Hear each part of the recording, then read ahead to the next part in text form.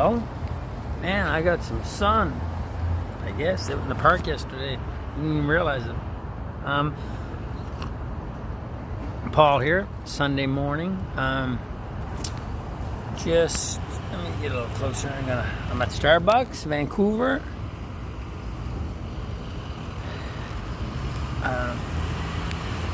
Having a cup of Joe. Get a little closer there. What happened? Morning meeting, good meeting. Some new people there, small meeting.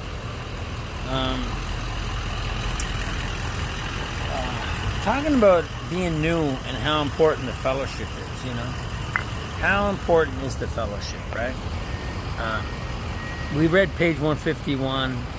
You know, we're always chasing, you know, we drink because we're chasing that conviviality, companionship, colorful imagination, release from care, boredom and worry. Boredom and worry.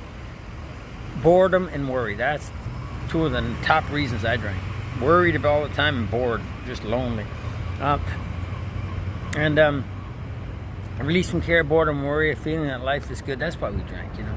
But not so with us in those last days of heavy drinking. Those memories, those pleasures were gone, right? They were but memories. We ended up with terror, bewilderment, frustration, despair, incomprehensible demoralization, impending doom. Man, it was the fun days were over. But we kept trying because we were so uncomfortable. So I kept trying. Maybe I'll beat the game this time. But it's really because I was so uncomfortable, right?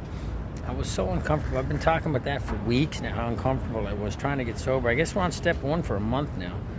So it says, do you have a substitute, or am I going to be boring, glum, and stupid? Like I see some self-righteous people. Do you have a substitute? It's vastly more than that. It's the fellowship. It's the people in AA, man.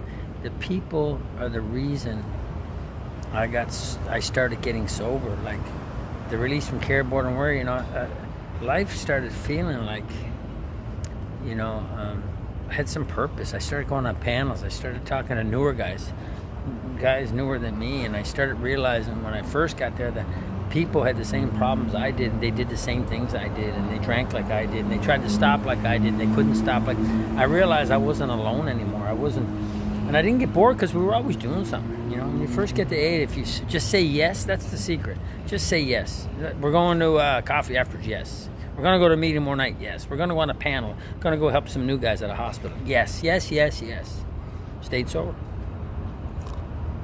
When I did what I wanted to do, which was work late, go out on a date, and go to the whatever, man. Go to the desert, drive dirt bikes, whatever. When I was doing what I wanted to do, I didn't stay sober. But when I finally surrendered, which is when we take the advice of those who've gone before us, without evaluating it, and we just say yes. And I went to Mark Marietta after struggling for 3 or 4 years, and I said, what do I got to do, man? I've been trying for... And he goes, now you're ready, you know, because I've surrendered. Now I was like, I'm going to take direction. I'm just going to say yes. Haven't drank an ounce of alcohol since I started saying yes. To the suggestions, which are suggestions on how we stay sober. Like, you know, like a suggestion where they suggest you pull the ripcord, right? And when you're jumping out of an airplane. But anyway, yeah, they're suggestions, but they're life-saving suggestions, you know. Little tips on how to save your life. Anyway, so it was a good meeting. A lot of fellowship talk. You know, talked about Bill again in the hotel. He either going to the payphone, talking to another alcoholic, or he's going to the bar. Same thing now. The people that I see in AA that reach out, that are new, going to a lot of meetings and reaching out to other people after the meetings and doing things, they're staying sober. It's the people that isolate, don't use the phone, and don't talk to other alcoholics after the meetings and stuff. They seem to be struggling.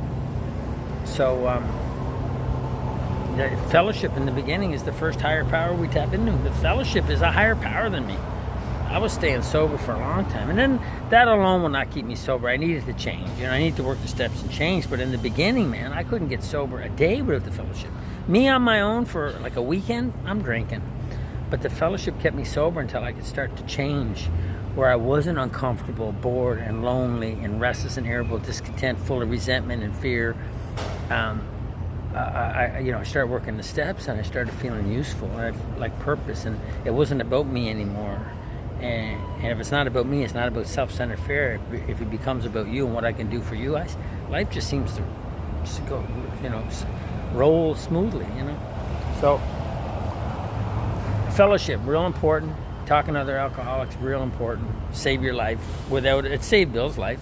And not only did it save Bill's life, but it saved all of our lives, because if Bill went to the bar and drank in Akron in 1935 and didn't go to the payphone and grab a hold of Bob, Dr. Bob, there might not be no AA and there might not be no me, because I tried everything and the only thing that worked was AA. And if Bill didn't go to the payphone, he might not have stayed sober, and AA might not have ever been founded and started. So anyway, kind of an important thing to find another alcoholic to talk to, because that's how AA started. That's how millions of people, tens of millions of people are alive today.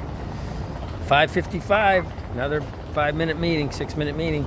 Anyway, who's ever watching, all three of you, I love you all. Talk to you later. Have a great Sunday.